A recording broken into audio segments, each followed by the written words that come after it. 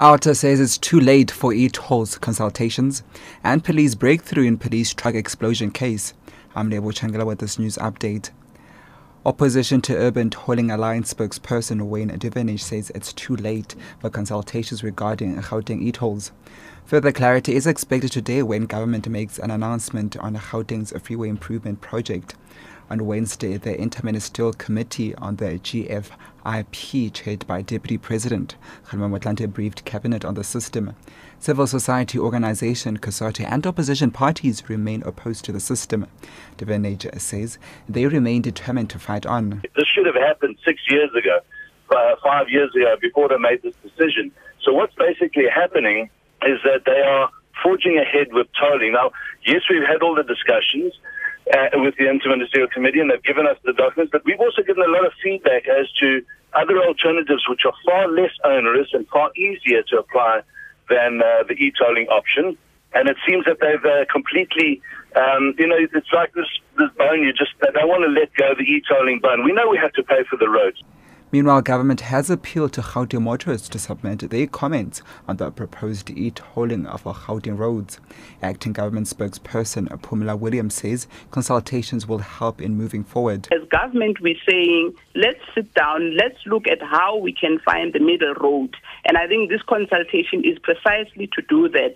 We have met with the Council of Churches, we've met COSATU, we've met the freight companies, and we're now affording the public an opportunity to also give their input.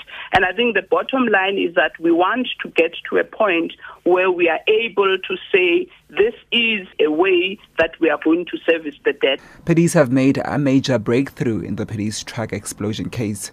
They have so far identified 4 suspects in the matter. On Monday, an explosive device was detonated in a police truck transporting awaiting trial prisoners to Johannesburg prison. The incident left 3 awaiting trial prisoners dead and several injured.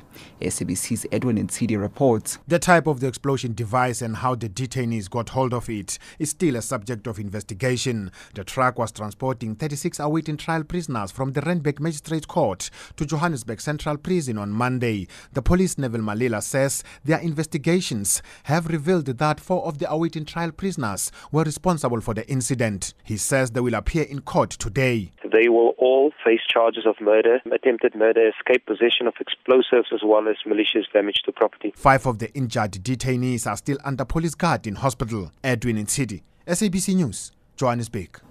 And economic analysts have warned that the closure of main roads like the N2 may have a domino effect on the cost of business in the Eastern Cape. This as heavy vehicles are being diverted to alternative and longer routes than normal due to collapse of roads from heavy downpours over the weekend.